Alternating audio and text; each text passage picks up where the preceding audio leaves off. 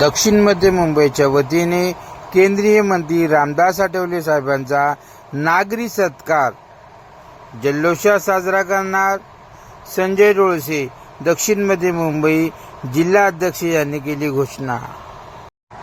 या प्रसंगी गौतमभाऊ सोनावणे, मुंबई अध्यक्ष सिद्धार्थभाई कासारे, उषा रामालू, अभयाताई सोनावणे तसेच रिपब्लिकन पार्टी ऑफ इंडियाचे पदाधिकारी, मान्यवर, तालुका अध्यक्ष, वार्ड अध्यक्ष मोठ्या संख्येने उपस्थित होते।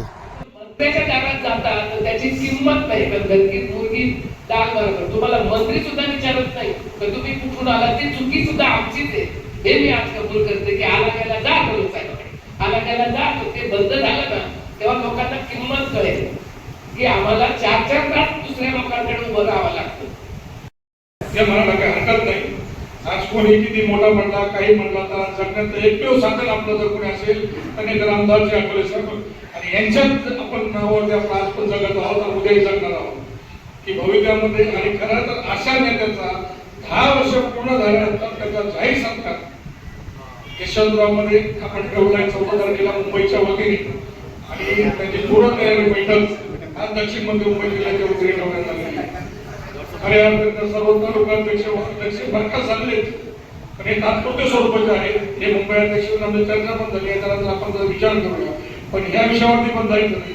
खरं तर एका तालुकाध्यक्षांनी सर्व वार्डाध्यक्ष त्या तालुक्याच्या वार्डाध्यक्षांनी कमीत कमी 3 बस, त्यामध्ये महिला असतील, लोकच्या असतील किंवा इतर आघाड्या असतील, जास्तीची काही अपेक्षा नाही। एका तालुक्यामधून आणि सर्व वार्डाध्यक्षांनी मिळून फक्त 3 बस एवढ्या धोरण आणण्याचं काम करायचंय। दुसरी गोष्ट एका वार्डाध्यक्षांनी फक्त 2 पक्षाचे नेते अध्यक्ष बघायला गेलं दलित व्यापाराचे भारतीय जनता पार्टीपासून काम करत असताना रामदास आठवले अशी एक व्यक्ती आहे आणि एक शक्ती पण आहे आणि आपल्याला माहिती नाही दैव शक्ती आहे, कारण का अशी व्यक्ती देशाला मिळणं मुश्किल आहे। आणि मला वाटतं सिद्धार्थ बँकमध्ये असताना ते डायरेक्ट मंत्रिमंडळाकडे जातात, त्याचं कारण काय? 50 नंबरमध्ये असताना डायरेक्ट सातपुड्यामध्ये जातात, मंत्री बनतात, ज्या महाराष्ट्रामध्ये समाज कल्याण मंत्री बनतात आणि ह्याच मतदारसंघामध्ये दक्षिण मुंबईमध्ये ते खासदार योजना निवडून जातात। पंढरपूरला 2 वेळा खासदार पण निवडून जातात आणि लोकसभेवर 3 वेळा खासदार म्हणून निवडून जातात। आणि त्या पद्धतीने भारताचे पंतप्रधान देवेंद्र फडणवीस साहेब, नरेंद्र मोदी साहेब यांच्या मंत्रिमंडळात मुंबईचा अध्यक्ष माझ्या भगिनी उषाताई रामलू, मुंबईचे खजिनदार त्यांच्याकडे लोक बघता जाऊन असू दे सुनीलजी मोरे कार्यक्रमाची तयारी म्हणजे आता काय भाषण आठवले साहेब कसे आहेत, काय आहे, कसं आहे तुम्हाला माहिती पाहिजे सगळ्या महाराष्ट्राला दिसणार। त्यामुळे मी आठवले साहेब आज संजय डोळसेने आता पुढच्या 10 दिवसामध्ये तयारी करावी, काही कमी नसेल काय कमी। पक्षाचे राष्ट्रीय अध्यक्ष केंद्रीय मंत्री माननीय नामदार रामदास आठवले साहेब केंद्रामध्ये मंत्री आहेत। देशाचे पंतप्रधान माननीय नरेंद्र मोदी साहेबांनी आठवले साहेबांना मंत्री केलं आणि आठवले साहेबांचा मंत्रिपदाचा काळ हा 10 वर्षाचा झाला आहे।